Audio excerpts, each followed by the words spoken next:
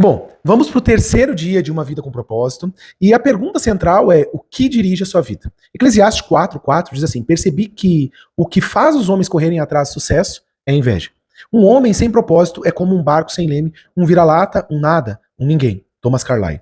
A palavra dirigir, ela tem um significado central, que é guiar, direcionar e controlar. Então, quando você está batendo um prego, quando você está dirigindo um carro, quando você está chutando uma bola, você faz exatamente isso. Você guia, direciona e controla. Até hoje, muitas coisas têm dirigido a sua vida.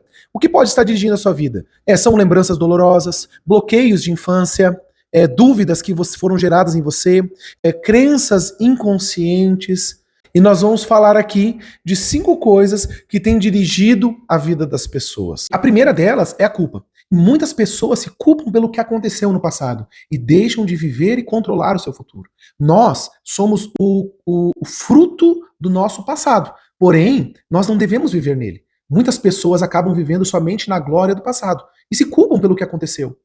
E um exemplo disso é Moisés. Ele matou um homem antes de sair do Egito, mas ele não deixou a culpa do passado dominar a vida dele. Ele se tornou o libertador de todo o povo de Israel do próprio Egito. O segundo é o ressentimento e a raiva.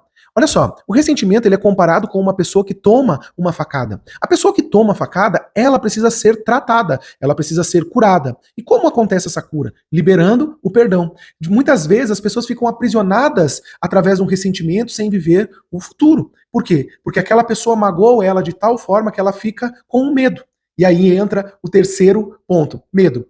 E muitas pessoas têm medo de um resultado de um trauma, expectativas frustradas, criação muito rígida, de vezes os pais foram muito severos e gera uma necessidade de aprovação e o medo de avançar. Então pessoas não avançam porque o que dirige a vida delas é o medo. O medo encarcera a pessoa involuntariamente e impede ela de tornar-se o que Deus quer que ela faça. E o quarto é o materialismo. O materialismo é a pessoa preocupada em adquirir. Mas eu quero te dizer, a palavra do Senhor nunca tratou que o dinheiro era o centro das coisas. Não é o quanto mais você tem de riquezas, o quanto mais próspero você é, que o torna feliz. E o quinto que tem dirigido a vida das pessoas é a necessidade de aprovação. Muitos são controlados pelas expectativas de pais, cônjuges, filhos, professores. Às vezes, quando a liderança da igreja onde estão, eles precisam agradar. Tentar satisfazer as outras pessoas é uma chave de fracasso. Você ser controlado pela opinião das pessoas é uma forma de você nunca cumprir o seu propósito com Deus. E também nós temos vantagens de uma vida dirigida com um propósito. Ela dá sentido à vida. Primeiro, da mesma forma que uma vida dirigida por traumas, dificuldades, o medo, nós temos vantagens quando nós temos uma vida dirigida pelo nosso propósito. O primeiro deles é que dá sentido à vida. E olha o que a palavra do Senhor diz: sei os planos que tenho para vocês, planos para o bem, não para lhes causar aflições. Eu lhes darei esperança e um futuro promissor. Jeremias 29:11. E quando a vida faz sentido, as coisas têm uma doçura melhor. Olha só que interessante. Uma pesquisa mostra que um doutor, que ele fazia tratamento de câncer nas pessoas, ele fazia uma pergunta a elas: você quer viver até os 100 anos? E todas as pessoas que respondiam que sim, elas tinham uma expectativa de vida muito maior e muitos delas eram curados. A segunda vantagem é uma vida simplificada. Pessoas que sabem o seu propósito é como pessoas que entendem os princípios e os limites estabelecidos.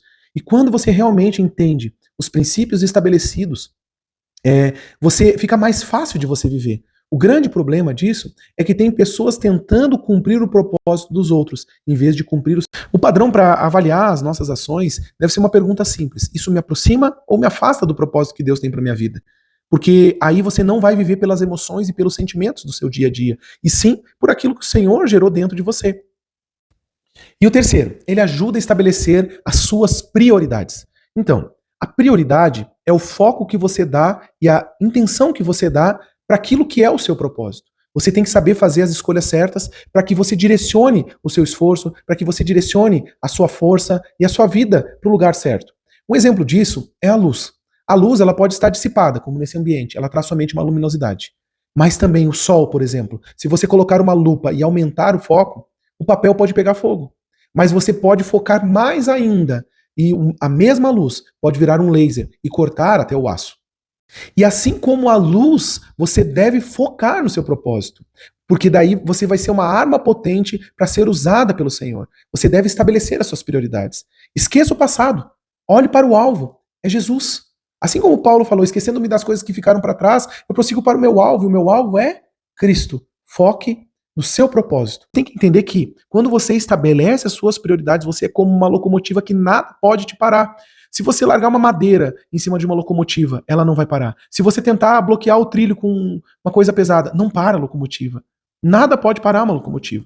O propósito sempre traz e produz um sentimento de entusiasmo. Muitas pessoas não conseguem levantar da cama, mas a partir do momento que você dá um propósito para a vida delas, tudo muda. Eu já vi muitas mulheres, depois de terem filhos, e acharem um propósito naquilo. Eu já vi muitas vós acharem um propósito na vida dos seus netos. Eu já vi muitas pessoas, mas eu quero dizer para você, o seu propósito, ele não está em coisas, ele está diretamente ligado ao Senhor. E 5, preparado para a eternidade. Nós devemos entender que o nosso propósito está conectado ao céu. Tudo que você fizer aqui na terra, não existe um propósito real. A traça come, o ouro, o ferro enferruja, tudo perde o seu valor. Tem a história de um jogador de tênis da época da faculdade, James Dobson, que conta, né, até no livro conta essa história, que o sonho dele na faculdade era conquistar um troféu, o troféu de melhor jogador de tênis. E ele conseguiu atingir esse sonho dele. E ele se orgulhava muito do feito que ele tinha conquistado. Mas 20 anos depois, ligaram da escola e perguntaram se ele queria retirar o troféu, porque ele seria jogado no lixo. E ele viu, os alvos que nós temos muitas vezes, eles passam e se tornam lixo. Mas o propósito construído diante daquilo que o Senhor te chamou para fazer, vai construir um galardão lá no céu. Um dia você estará diante de Deus, que fará uma auditoria na sua vida, e ele te fará 2 perguntas. O que você fez com o meu filho Jesus? E a segunda, o que você fez com aquilo que eu lhe dei? E ele vai te recompensar pelos feitos que ele te deu. Ele vai dizer, servo bom e fiel, foste fiel no pouco, e no muito eu te colocarei. A primeira pergunta define o passará a eternidade. E a segunda pergunta, ela define o que você fará nela. Quero dizer para você, se você quer que a sua vida impacte as pessoas, dê uma direção a ela. Olha o que a palavra diz, tu, ó Senhor, dás a paz e a prosperidade às pessoas que têm uma fé firme, às pessoas que confiam em ti. Isaías 26:3. E eu quero deixar uma pergunta para você. Na opinião dos seus familiares, o que tem dirigido a sua vida? É a opinião dos outros? Ou você tem certeza da sua identidade em Cristo? E na presença do Senhor, que esse devocional faça realmente diferença sobre a sua vida. Que o Senhor abra os seus olhos, te dê o discernimento no pleno conhecimento de quem é Jesus. E que a sua vida deve ser dirigida, não pelas suas emoções, mas sim sobre o seu propósito. Um ótimo dia. Abraço.